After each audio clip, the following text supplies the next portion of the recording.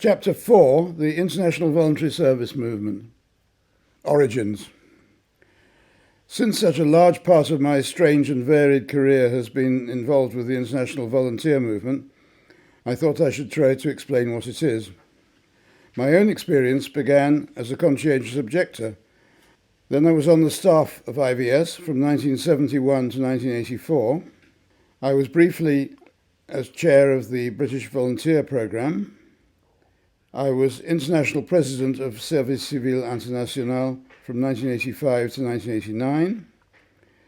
I was director of the Coordinating Committee for International Voluntary Service, CCIVS, from 1992 to 1998, and finally a vice president of CCIVS. In my retirement, I'm still active in Volunteer Action for Peace, which is a small association in the UK. The International Voluntary Service, or Work Camp movement, was born in reaction to the horrors of the First World War at a conference organised by the newly formed Fellowship of Reconciliation at Bilthoven in the Netherlands in August 1920. Over 400 people from Scandinavia, the Netherlands, Britain, Germany and the USA met to discuss how to build peace. After much earnest talk, Walter Koch, a young German Quaker, intervened, saying, "We have now been discussing for 2 days. That is enough. We must do something now. My brother was a soldier in the German army. He participated in bombing this country.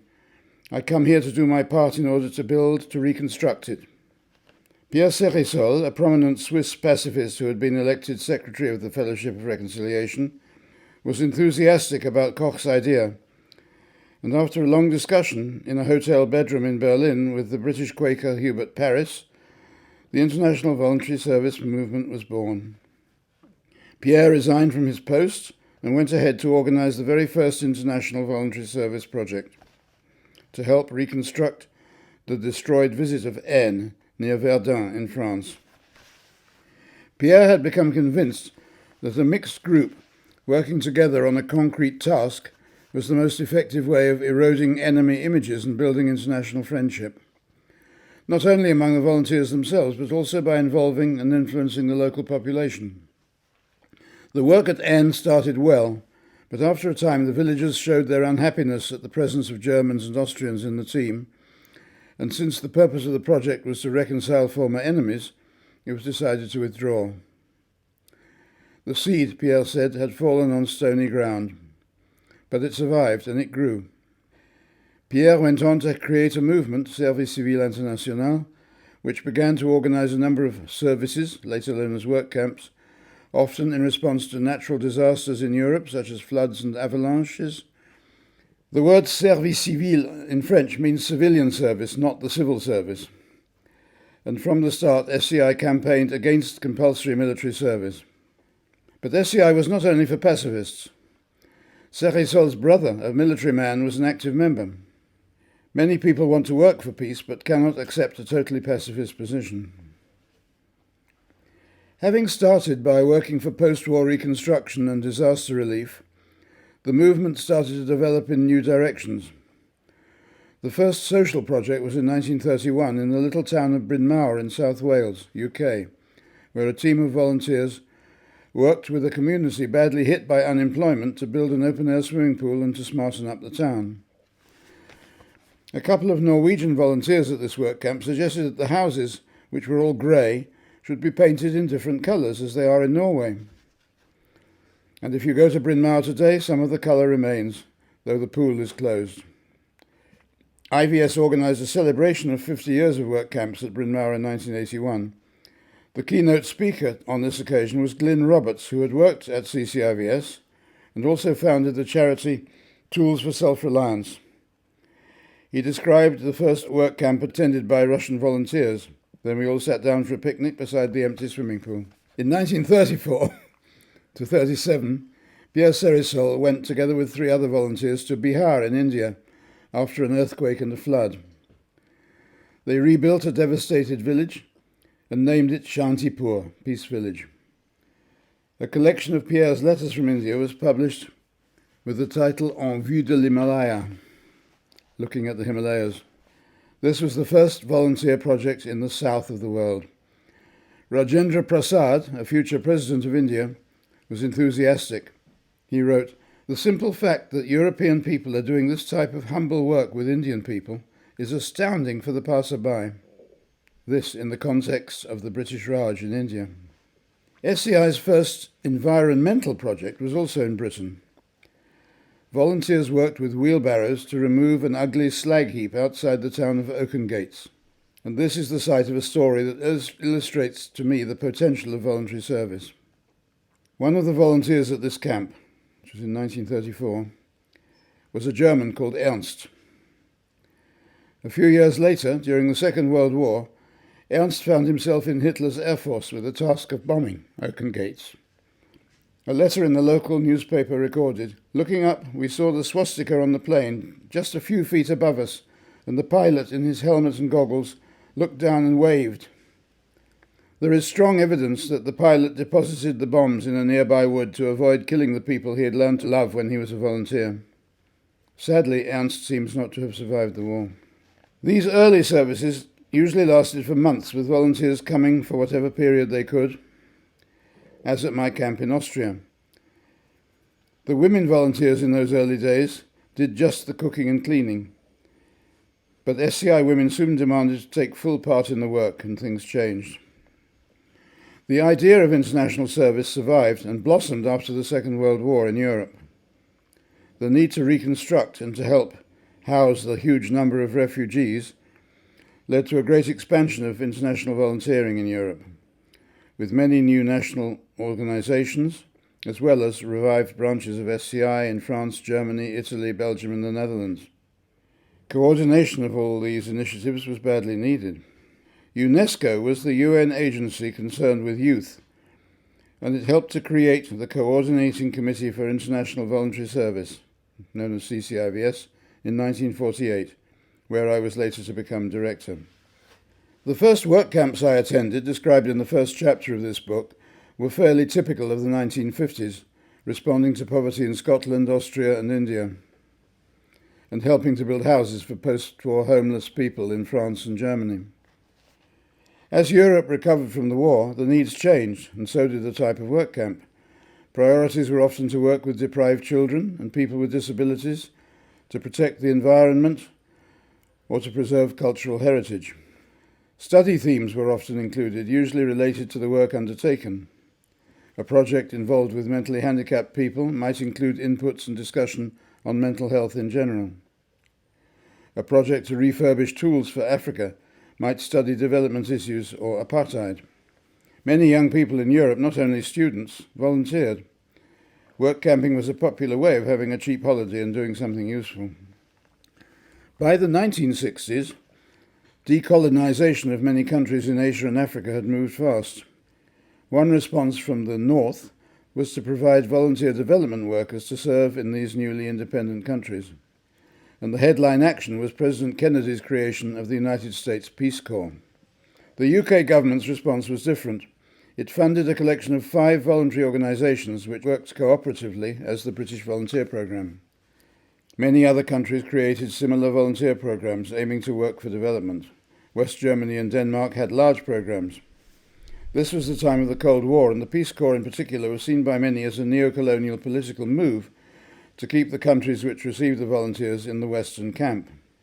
Many also questioned whether these were really volunteers at all, since they usually received salaries greater than those of their local colleagues. Some of these programs still exist as part of aid programs. When I worked for IVS, the British branch of SCI, from 1971 to 1984, it was a member of the British Volunteer Programme. In 1971, the United Nations Development Programme, UNDP, together with CCIVS and others, worked to create United Nations Volunteers, UNV. And I remember discussing with the representative in Botswana what level of pocket money the new UNVs should receive. They agreed to set it lower than the Danes and Germans, but higher than the British, but still well above the local salary levels. Then there was some argument as to whether UNVs were volunteers or junior experts. As time went on, the latter argument seems to have won. UNV is still strong and is notable for the fact that 60% of its volunteers are from Africa, serving in other southern countries. earning more than they would in their own countries and depriving their own countries of useful, skilled people. CCIVS considered that this, even if useful, was not true volunteering, and it distanced itself from it. However, CCIVS joins UNV in promoting the International Volunteer Day each year on the 5th of December. The first work camp associations in Africa. Meanwhile, there was another story. People in the newly independent countries created civil society bodies to respond to their direct concerns, such as health, human rights, and rural development. These were often linked to existing international organisations, such as the Scouts or the YWCA. The growth of the work camp movement was a local initiative, but it received much help and encouragement from outside. I am proud to have played a part in providing some of this encouragement, especially in Africa. Ben Corley, whom I met at the work camp in Worms, Germany in 1955, had been selected to come to Europe by the newly created Voluntary Work Camps Association of Ghana, of which he remained a leading member. He later became the chief medical officer of the Ghana Army. This association, which is normally known as VOLU, had been the brainchild of Gordon Green, who had been a member of IVS in Britain and was teaching at Mfansi Pim School. Together with Ben Corley and others, he organised work camps where students worked with villagers on small development projects. The idea caught on fast. In its heyday, VOLU attracted hundreds of young Ghanaians, mostly secondary school students, who were inspired to go off during the school holidays, often to parts of the country they would otherwise not have a chance of visiting, to help construct school classrooms or health centres, plant trees or dig latrines and trenches for village water supplies. Here the barrier that work camps bridged was between urban educated youth and rural villagers. A nice tradition in VOLU is that each volunteer is given a camp name, really a nickname, and many have continued using them throughout their lives. My friend Collins was known as Miniman. He was very short. Francis Donkor, VOLU's long-serving General Secretary, was called Osofo, which means priest. An assistant in the office was known as Fear God and Work Hard. Sheriff, Headmaster, King Ray, Vapor, Love, Torla, Jess Lee, Benson Burner and Django are all now living in Europe and are nostalgic about their time in VOLU. They are members of a support network that helps VOLU in Ghana. In 1957, just after Morocco became independent, 12,000 young volunteers were brought together from all over the country to build the 31-kilometre Unity Road, linking the former French and Spanish zones. This huge national effort led to a strong tradition of youth work camps, which still continues today, with several different volunteer associations and a national coordinating body. An exhibition to commemorate this project was held in Rabat in 2018. In Togo, the work camp movement preceded independence in 1960, and several associations are still active today. Gerson Gukonu was the leader of the Association Togolaise des Volontaires Chrétiens au Travail in 1956, and he was elected to Parliament. When the government of President Sylvanus Olympia was overthrown in Africa's very first coup d'etat in 1963, the new dictatorial regime of Gnassingbé Eyadema had Gerson imprisoned and tortured. Lobbying by SCI and Amnesty International resulted in his release, and he came to France to work for SCI. I first met Gerson in 1971. A vivid memory from my short time as London field officer of IVS was a heated discussion in my little office between Gerson and Kefas Munanairi. Kefas, known as Mr. Africa, was a Zimbabwean who had fled to Kenya from White Rhodesia, where in 1962 he founded the Kenya Voluntary Development Association, which since his death in 1963 has become one of the strongest work camp associations in Africa. Kefas was a Pan-Africanist who believed strongly that there should be a continent-wide structure for the voluntary service movement. Gerson argued that a Pan-African body was unrealistic. By 1971, work camp organisations, some strong, some struggling, also existed in different forms in a number of African countries. Sierra Leone, Dahomey, now Benin, Nigeria, Cameroon, the Gambia, Senegal, Uganda, Algeria and Tunisia.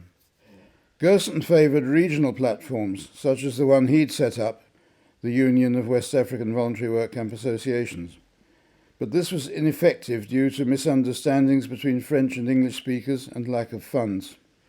Gerson was later appointed as delegate to West Africa from SCI, and he helped develop the volunteer associations in Sierra Leone, the Gambia, Nigeria and Senegal, as well as a Women in Development exchange with France and an imaginative partnership between farmers in Western France and West Africa. Gerson later went on to work for Amnesty International, where he also developed new African sections. Other work camp associations were to develop later, mostly in the southern African countries. African voluntary work camp associations have always welcomed volunteers from Europe and North America, and more recently Japan and South Korea. But they've often become too dependent on the fees that these volunteers pay to participate, and because of the costs and the difficulty of obtaining visas, the North-South relationship has never been equal. Yet this partnership has been positive. African associations have gained ideas and maintained an international profile as well as earning some income. The non-African volunteers have learnt a lot. To maximise benefit, SCI created an international commission for solidarity, exchange and education for development. There was also a political aspect. Enthusiastic about the socialist ideas of Tanzania's President Nyerere, SCI France organised a study visit which resulted in a relationship with the youth wing of the ruling party, Umoja wa Vijana, and in work camps being organised regularly in Tanzania.